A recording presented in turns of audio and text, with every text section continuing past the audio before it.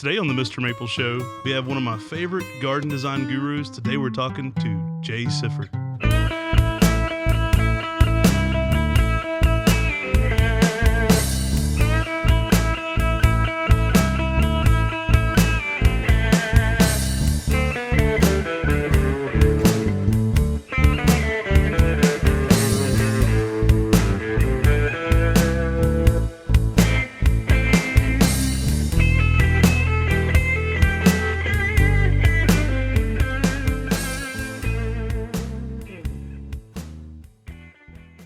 At Sifford Garden Design, they believe that their garden should be an immersive environment that is laced with magic, art, and story, a place where people, plants, and wildlife interact in meaningful ways, and a stage upon which people can live out their best versions of their lives. They began their journey of craftsmanship in 2008 and have held excellence as their goal ever since. They have won awards and rave reviews from their clients. In addition, Jay is an accomplished writer and speaker. He was named Lux Life magazine as North Carolina's most outstanding landscaper designer in 2021. His work has appeared in Southern Living, Country Gardens, Fine Gardening, and Garden Design magazines, as well as in several books. He approaches new projects with clear direction and style that waxes toward contemporary and Asian aesthetics. Creating beautiful solutions to problem is what he truly thrives upon. Welcome to the Mr. Maple Show, Jay Sifford. Thanks, Matt and Tim. I appreciate you coming over, and I'm looking forward to doing this. We've been friends for quite a while. I don't know how many years ago you first came to our nursery and interviewed us, but it's been a minute. Probably 8 or 9 years, I would think. At least. Yeah. I'm not going to lie. You're probably one of the interviews I'm more intimidated to do because I get accused of plunking maples in like yard darts. So talking to somebody with actual garden design, aesthetics, and intelligence is something that I need to. I'm going to learn a lot from this myself. I thought it was my shoe collection that intimidated you. So I also have a shoe collection with no sophistication. Mine are all Jordan 1s and Yeezys. So I don't quite have the Jay Sifford level shoe collection. My mom was actually telling me I had to ask you about that. She's a huge fan. So Your mom's a sweetheart. Well, Jay, let's start off with a question that a lot of people on who listen to our podcast are really interested in. Mm-hmm.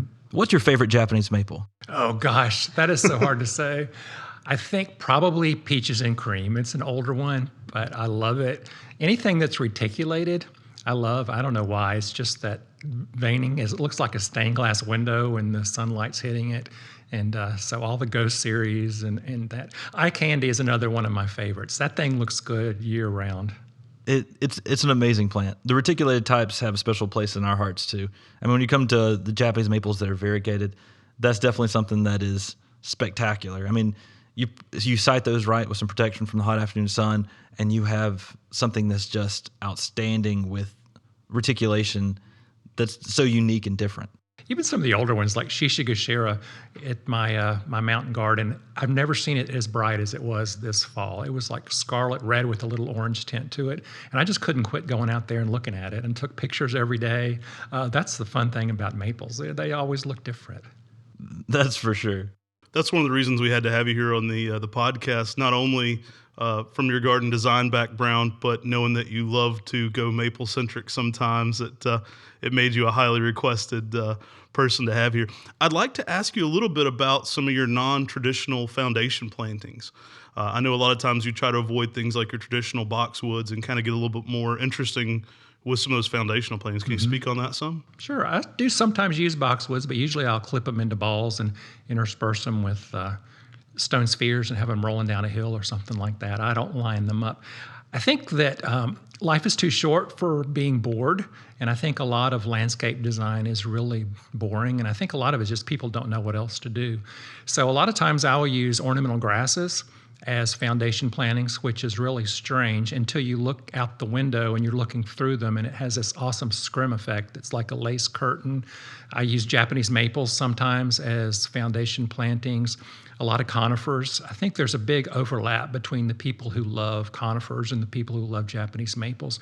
And it's all about the form and the texture. So if you're into form and texture, maples, conifers, grasses are all great things to use. I agree. I mean, the Japanese maples are so sculptural. Mm-hmm. And I know that that's one of the reasons you love Japanese maples. What is it about a Japanese maple to you that makes makes it so interesting with its sculpture? It's just the intrinsic form of the tree, I think. You look at something like Macao Yatsubusa, for example, and it's a beautiful thing. And I really believe that there are four cornerstones in a great garden, and those are art, magic, story, and horticulture. And so I believe that every garden needs to have all of those four components. And with regard to art, you can have a beautiful sculpture, but you can also use Japanese maples and conifers as sculpture in the garden. So I have a little story, if I may tell you, about that. I had a group of 10-year-old art students that came to my Charlotte garden, my former garden, maybe 3 or 4 years ago. And the teacher proudly told me upon arrival that they had spent the morning studying historic botanical prints. And I'm like, these are 10-year-olds, I was thinking, bless your heart. And, if you're in the South, you know that bless your heart can mean many different things.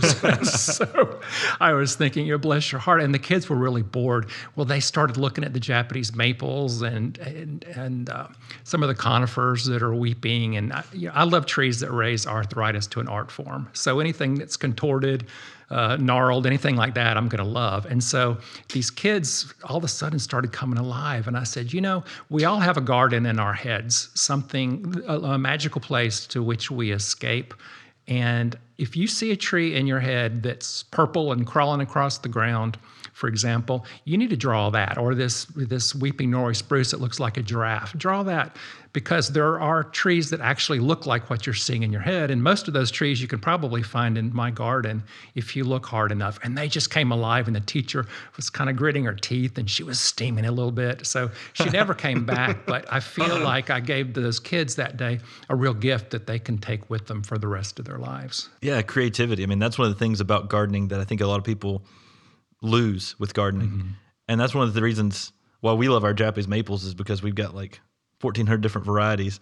And so you can get a little creative with each of the types. Exactly. So, we joked about this. Our mutual friend Steve, we interviewed him, and he started making fun of collectors a little bit.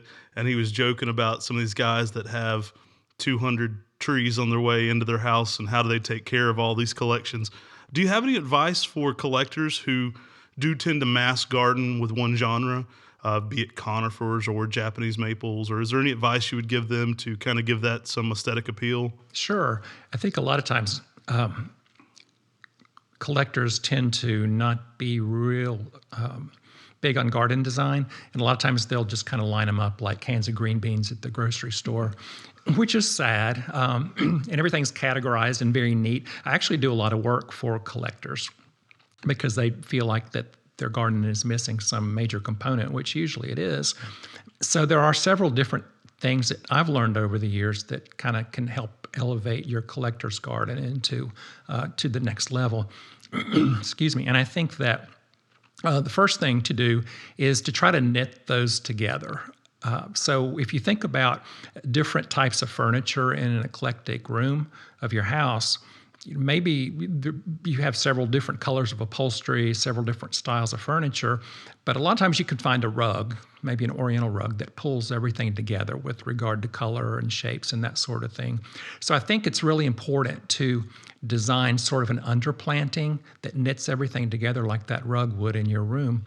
And some of the conifers are great for that. So something like Golden Pacific or all gold shore juniper with that beautiful chartreuse. It can grow in part shade or full sun usually.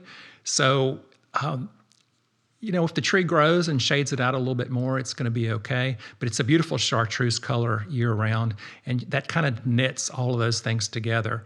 Another one would be like a blue rug juniper. Juniperus horizontalis. It gets about 6 inches tall, so it's really tight to the ground. And I think changing elevations is really good too. So maybe you could make a little berm. I don't know. I think that Japanese maples and boulders go together so well, kind of like Sonny and Cher before the divorce. And so I always try to stick a boulder underneath and kind of right in front of a Japanese maple. It kind of gives it a little bit more of a sculptural presence. But if you can berm them up a little bit and choose a really tight ground cover like the blue rug juniper or the Streeb's Findling cotoneaster, which I hate cotoneasters except for that one because it's really tight to the ground and it's just a nice thing, then you can actually see some of that mounding and that berming up that you're going to do, and it's going to be really good just visually. I think also you can lay your kind of understory out in a nice line. So maybe you're going to do sort of a serpentine. If you have your Japanese maples all lined up like the cans of green beans, maybe consider doing sort of an S shape and have some of the ground covers kind of go behind and then bring that S up in front of the other ones. That curved line is going to really help break up the rigid army like soldier type of design that you have going on with your Japanese maples. And then lastly, I would say it's really good to contrast forms. I think juxtaposition, I always kid with clients that juxtaposition is my middle name. And basically juxtaposition means comparison contrast. And there are 4 parameters that everything on this planet have as attributes, and that's size, shape, color, and texture. And so if you match everything, it's kind of like going to a big box store and buying a whole house full of furniture in one day. It's not that imaginative looking. If you don't match any of those parameters, it's kind of like you went to the big box store and bought half dead plants off the sale rack. So if you can begin by matching 2 of those things and varying the other 2, I think that you'll have enough in common to hold the vignette together, but enough variation to make it interesting. And so an example of that for me is if you take an upright maple, maybe even like a Twombly's Red Sentinel or something that's columnar, or at least kind of vase-shaped and upright, and then maybe plant one of the, I call them muffin-shaped, like Kiyohime, underneath it, but in front of it a little bit.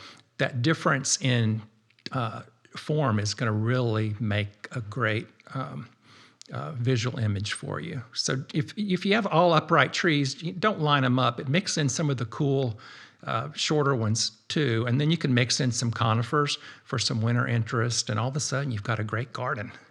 That's what I love about Japanese maples. I mean, with that Twombly's and the Kiyohime that you talked about, you not only have the shape difference, but the color difference too. Mm-hmm. And so you've got different textures, different shape. I mean, the whole thing just really makes it pop. And with Japanese maples, I mean, Matt and I knew nothing about garden design when we started planting Mom and Dad's front yard. But all we did was we looked around and we said, hey, this plant has a different shape from this one and a different fall color. This will look really good next to this. And then we, placed them out in the landscape, went around, walked around, changed some things around, and then started digging holes. Mm-hmm. And then, obviously there's a lot of editing that continually happens in gardening where plants grow bigger than you originally thought, and you have to remove those and put other ones in certain places. But one thing about that too that will really help you lay out a design is if you photograph your garden, particularly in black and white, because you'll see things if you do that that you will never see otherwise. Because to quote and paraphrase Karl Marx a little bit, color is the opium of the people. I think it's kind of like on a home improvement network. If you've got an ugly as heck sofa, all you have to do is throw a red pillow on it and all of a sudden it pops and everything is good with the world. Well, that's not really true. So I think if you photograph your garden and look at it in black and white, you really see the form and the textures, the shapes a lot differently without that presence of color. And it really can help you adjust your design or edit your design to make it take it to the next level. That's really interesting. I really appreciate that information because Sure. Matt and I, we have a lot of stock plants that have to go into the ground. And we will be designing some gardens and trying to put some things together, and so that really helps. Speaking of designing your gardens, what do you do first? What's normally your first step? Is it the photography, like you were talking about? Is it getting on pen and paper and charting out? Like where do you start to get your inspiration when you're designing a garden? Well, I ask a lot of questions. If I'm designing for somebody else, obviously it's their space and their money, so they've got to like what it is. But I think for me, I have a unique ability. Other people have it too, but it's not real common, where when I walk onto a property, usually within 5 minutes, usually less, I have the entire thing conceptually mapped out in my head. And so I try to really create an immersive environment. And I do have a story about immersion too, because I think that the way the world is so crazy right now, politically and with Ukraine and everything else that's going on, COVID, is we need that immersive space because it's a real healing thing. And a good garden is definitely therapeutic. So probably about a dozen years ago, I was having a solitary evening. I decided to watch the original Mary Poppins with a bottle of wine, which is like what you do. And so I got to the point in the movie where Mary and Bert and Jane and Michael jumped into the sidewalk chalk painting and were transported into an animated world where there were bright primary colors and bright sounds.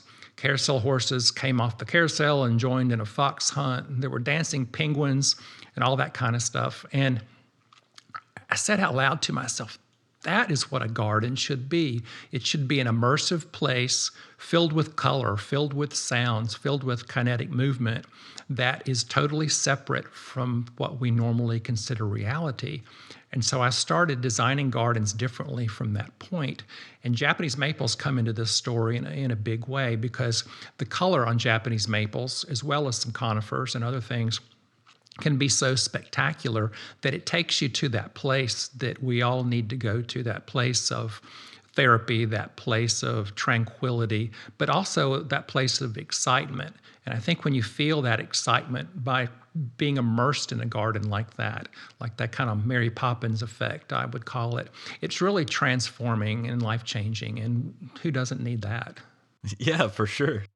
I think it's a great way to look at gardening, and I was going to ask you a little bit about, do moods and kind of that aesthetic set the feel for the garden, or does the garden kind of set that aesthetic and feel for the mood? Like, where do you go for inspiration there? I know very much you talked about how gardens can affect our moods, and do you feel like you can kind of design gardens to do that, or do you kind of get a feel for the person and what they're looking for, and then base their garden on that? Oh, you can absolutely design a garden to elicit the mood that you want. And a prime example of that is in my old garden. I had probably 4 different seating areas. And by the way, I'm really big on seating areas in a garden. You sit down and you're immersed in plants and life is good. But I had a place that was a seating area that was actually a red bench, and it was on the top of the hill in the highest place of the garden.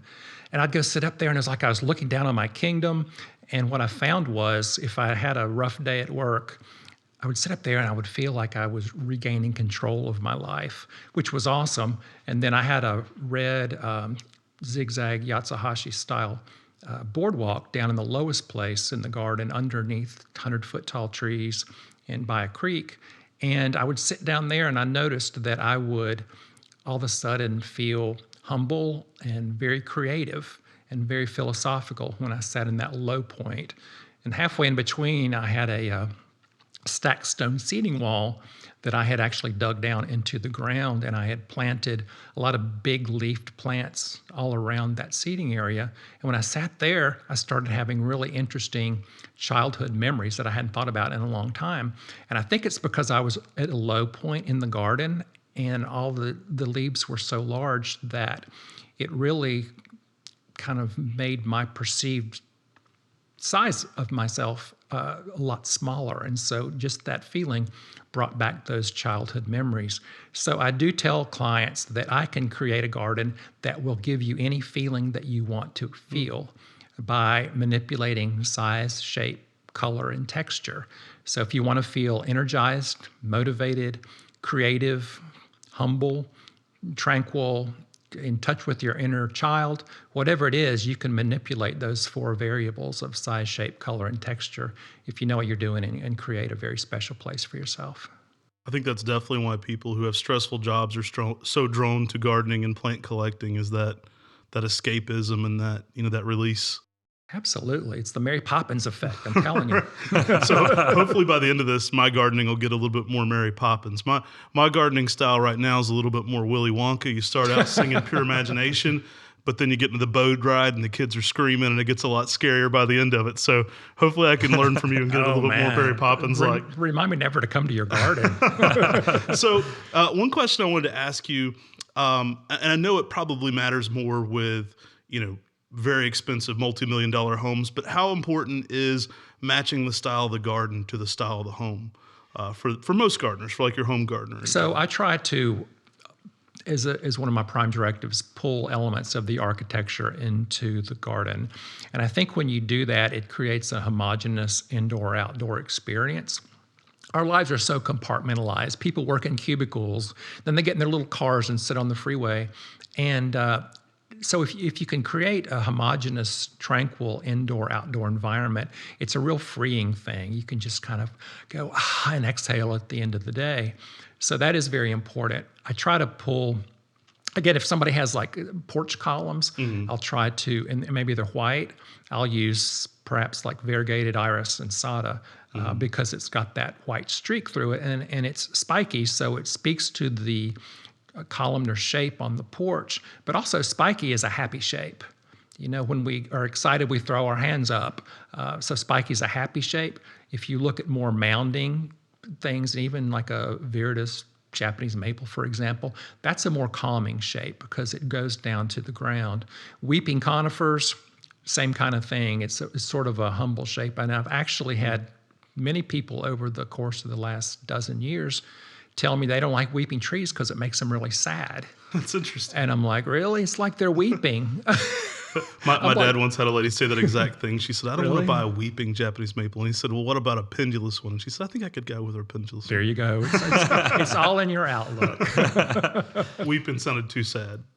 So I know that you are someone who thinks outside the box when it comes to landscape design. I try. I mean, your landscape design is famous because it is so unusual and different because you see landscape and the gardens with a different set of eyes than someone who's typically had landscape design training at, say, NC State. I mean, you know, you think outside the box. For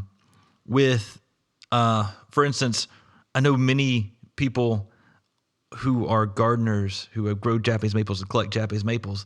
They often end up in a reverse situation where you go out and you plan a design of a garden based around, you know, what the customer wants or what the customer wants to feel. If someone is actually trying to do the reverse of that and they've collected so many Japanese maples, say, you know, 15 or so Japanese maples, and they're wanting to start planning their garden around the plants that they have, what would be your recommendation on where they should start? Well, again, I think starting with a good understory to knit everything together. Obviously, if you've got some big Japanese maples, you're probably not going to want to move them. I do kid around with people saying that a lot of trees in my garden are dizzy because they've been moved many, many times. Because you can find a new one and you go, okay, I've got to put that here kind of thing. But you can certainly design around what you have. The first thing to do, I think, is to take inventory of what you have. And the second thing is to take inventory of how what you have makes you feel.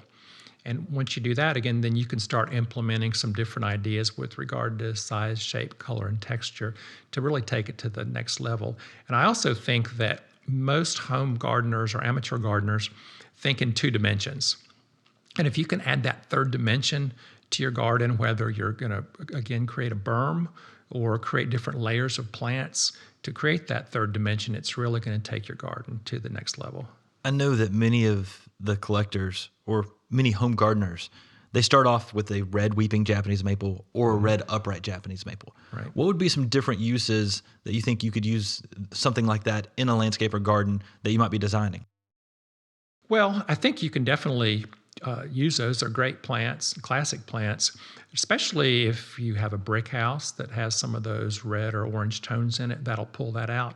But if you look at the color wheel and look at some complementary colors, I mean, if you have a red or a reddish orange Japanese maple, the best thing you can do is to plant a blue-needled conifer with it, because that blue and that red kind of burgundy really work together, because if it's a burgundy Japanese maple, obviously burgundy is red with some blue added to it. So if you start looking at the color wheel and see how you can work with your plants to create more of that flow, I think that you'll be good. But those taller Japanese maples, again, are great with the weeping ones or the mounding ones.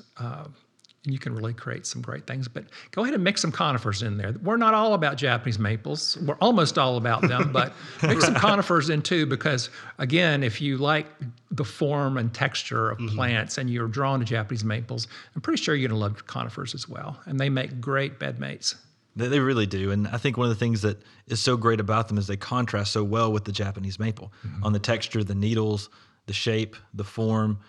There's always something that you compare because just like Japanese maples, there's so many different varieties of Japanese maples. There's so many different varieties of conifers as well. Absolutely.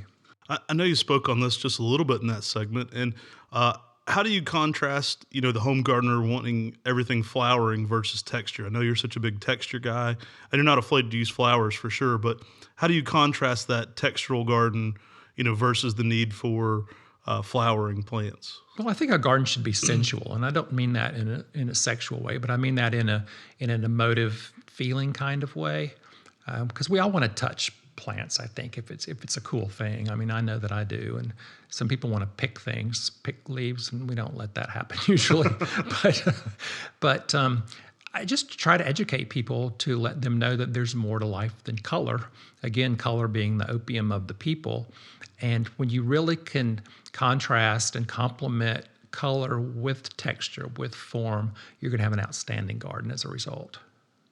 So I know garden gnomes are one of your pet peeves. So we'll throw that out as a extra in the question because it's a family show. We don't want to ask about garden gnomes. Yeah, I can't really tell you what I call them off camera. So what are some of your other gardening pet peeves? Like what things do you find in gardens that you're just like, oh, we should avoid this? It's too cliche or too basic, I would say. Well, I think it's hard to you can't really criticize people for not having imagination, although I would like to sometimes.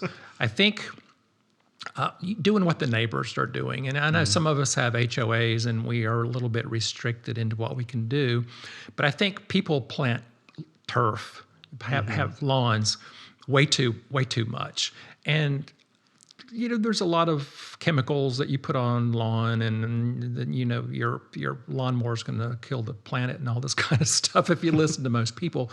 But I think people do lawns for two reasons. I think I say, is this a lawn by design or is this a lawn by default? Mm-hmm. Lawn by default is you don't know what else to do, so you do the lawn because everybody has a lawn.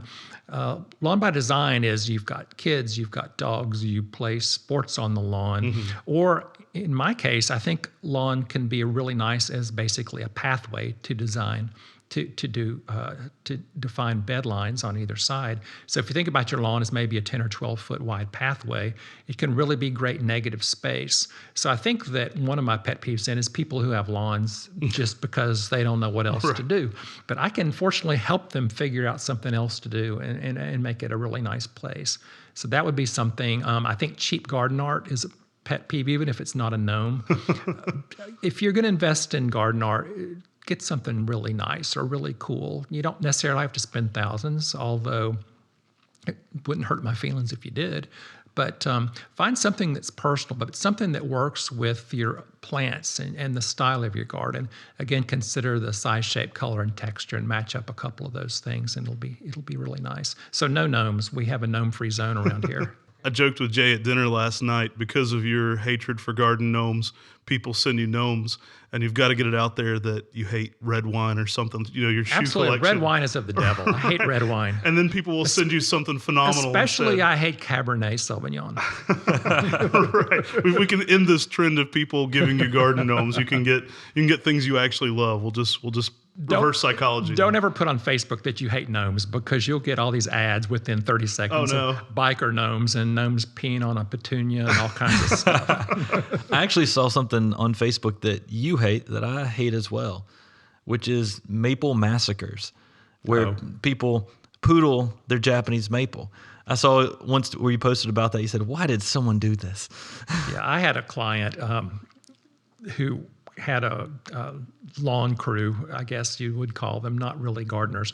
They came through and they had it's probably a Crimson Queen, I don't remember exactly right now, but the landscapers had taken some electric pruning shears and cut it. It looked like a hot dog on a stick when they were done. And I told them, if this plant will ever recover, it's going to take a good 10 or 15 years. Don't do that. The best way to prune Japanese maples, honestly, is to take a bottle of wine outside because that calms your nerves and gives you a little bit of gusto and do it that way. But please just use regular hand pruners or a pruning saw. Put away your hedge trimmers. They have no place really anywhere in the garden unless you're doing a formal hedge. But don't use those on your Japanese maples. So one thing I've heard you talk about before, we've been to several of your talks, is creating motion in the garden. And you mentioned the grasses as pathways. What are some other ways home gardeners can create that feel of motion, or that sense of travel through your garden that kind of gets you? You feel like you've directed people in different ways. I know you've talked about that before, but I always find that very interesting. I think a stroll garden is probably my favorite kind of garden because it is a metaphor for life. And you can move people through your garden in several ways. If you have a straight pathway, which is pretty much kind of, I call it the runway effect, that's going to move people faster. If you have a serpentine pathway, that's going to slow people down. If you have a zigzag or Yatsuhashi type of layout, that's going to slow people down even more. So if you're moving people through, and this is part of the answer, and then I'll get to the other part in a minute. If you're moving people through your garden, you want them to slow down a little bit to look at a specimen tree, stick a curve in there or stick a little zigzag thing in there, and that'll do that. And a lot of times, too, I'll have a tree branch leaning over a pathway in just the right height to where it's going to brush against your shoulder when you walk by, and then you actually turn to look at something really cool.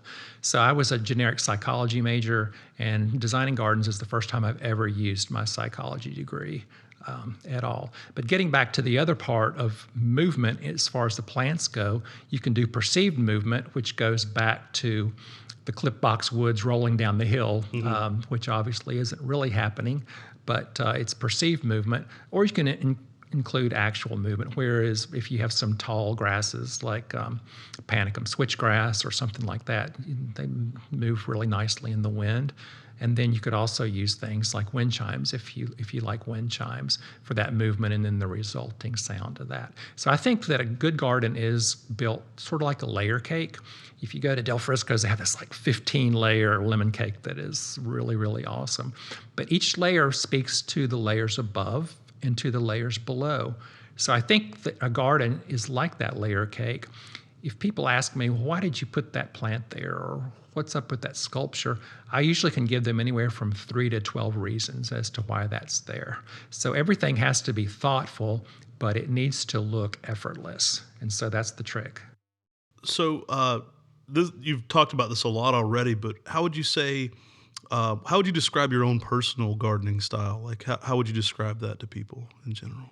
I would say contemporary generally, but I would also say simple but lush. So I think that a lot of times people will go to the store, they'll buy like one ornamental grass and one shrub, and that just doesn't work for me. If you plant mass plantings of, say, 150 ferns or 150 ornamental grasses, that reads as one entity. It doesn't read as 150 entities. So I think that you can lay plants out thoughtfully in different shapes, and it brings the garden into more of a simplistic mode, but it doesn't read as sparse. I think there's a difference between minimalism and sparseness. Minimalism can be filled with hundreds and hundreds of plants, but maybe just 8 or 10 different kinds and masses, whereas sparse is like, one tree here and then 6 yards of mulch and then another tree over here. And that's not a good look. I don't think anybody wants that. So you can't teach creativity, obviously, but what would you say is a key for people developing their own style in garden design for home gardeners? Would you say there's a key to kind of awakening that mindset? Sure. I think what I started doing is years ago, I started looking through the photographs on Houzz, or you can do it through Pinterest or any of those platforms. And what you'll find is you'll find a lot of pictures that you really like, and then you'll find a lot of pictures that you really don't like. What I found is that when you are looking at pictures that you like, you don't really stop and think, what is it about this that I like? But if you find something you really don't like, then you stop and say, what bothers me about this? And I think that once you can find a pattern between the things that you like and the things that you don't like, then that's a good starting point for developing and realizing your personal style. And we all have different styles. And that's what makes the gardening world so fun and so unique. Yeah, I think so for sure. I know that you've used a lot of Japanese maples in landscape design throughout the years, and I know that you've used a lot in your own garden. What would you say is your favorite use of a Japanese maple in the landscape and garden? Oh gosh, I think I just like them placed over a boulder, maybe weeping down over a pond.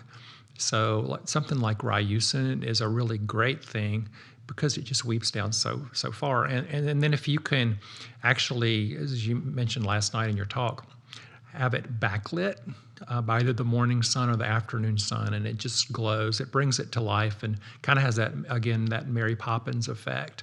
So it's really important how you place your plants. Don't just place them promiscuously like you're throwing corn seeds or something out into the garden, but really think about where is this going to look the best? Where is it going to work with the architecture of the house? Where is it going to work with the sunlight? Because to me, sunlight brings more magic into the garden than anything else, or light does in general. So take advantage of the light. I had a whole garden in my old garden that I called it my light garden, and I actually used strips and puddles of chartreuse colored plants to mimic the sun as it moved through that garden. And then in the afternoons, it would move around to the western side, and the whole garden would be backlit. And it was especially beautiful in the fall when all the American beech trees were turning yellow.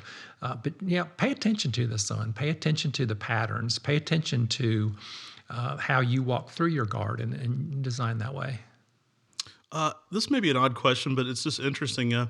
How frequently do you think gardens should be updated, like aesthetically, like changed around? And it may be like asking me how frequently should somebody buy a Japanese maple, because my answer would be every day.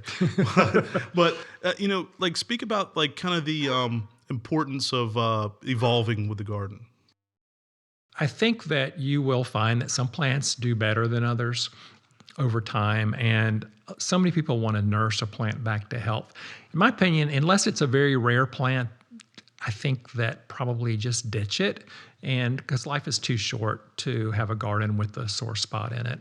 So that's one way you might maybe would want to change things around. I think also maybe you buy a new tree, a new Japanese maple, and you've got to find the perfect place for it. So then you have to move something else to make the perfect place for that. But I think if you have a good intrinsic design in place, you really don't have to update it too often. Maybe you want to get a new piece of art or move your art around a little bit, but your plants, I think, can pretty much stay intact unless you've got an issue that I mentioned previously.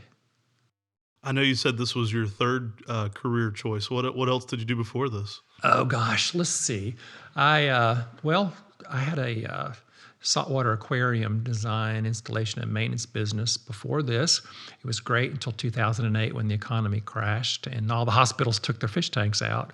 So I decided I would start designing gardens for clients because a lot of them were wealthy and had really bad yards.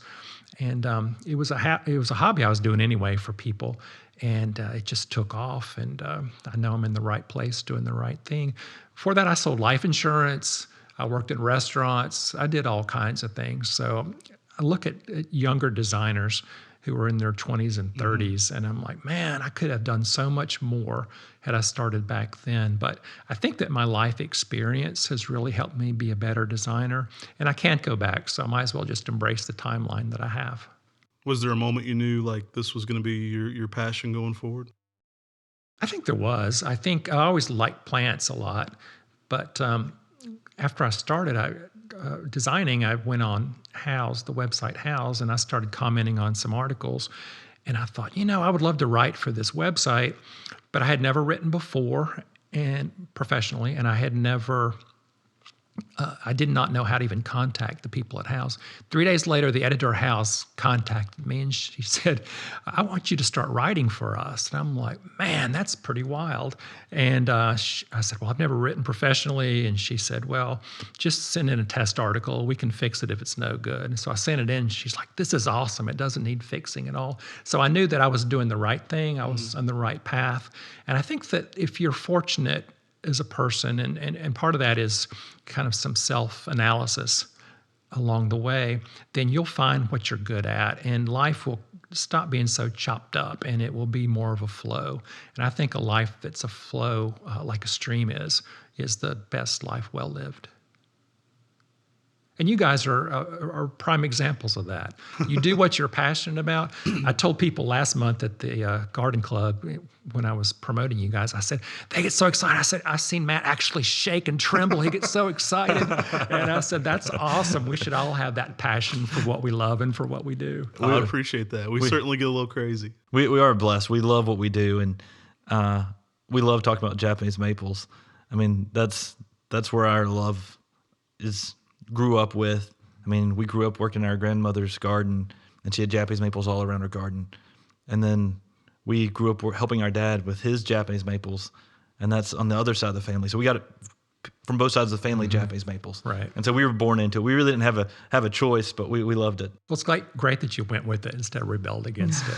At first when you're young and you're out there potting up seedlings with Dad, and his was a very small hobby nursery, you're like, I'm never going to do this. And then at some point you're like, this is it. So, yeah. But you found your flow. For sure. So, in accordance with that, I'd love to ask you, you're known for your creativity, eccentricness in the garden, interesting, just beauty that you create. And again, I know you can't teach creativity, but what would say your main suggestion for our listeners for garden design and just creating a garden that they're proud of? Like, would there be a main piece of advice you would give them? Well, again, I think it begins with introspection, as I said before. Really find out what makes you happy. There's a beautiful book called The Inward Garden by Julie Boyer-Messervy, and I usually read it once a year. It talks about that we all have an inner garden, and some of us want that tranquil kind of garden somewhat. Some of us want something that's a little bit more exciting, but she uses some archetypes to help you figure out what kind of garden is going to make you happy. So I think it does start with introspection. And then the other thing I'll hit on again is the juxtaposition, juxtapose size, shape, color, and texture, and you'll really be on a good path for creating a very special and unique garden. Oh, I feel more comfortable already. I feel like I've learned a lot.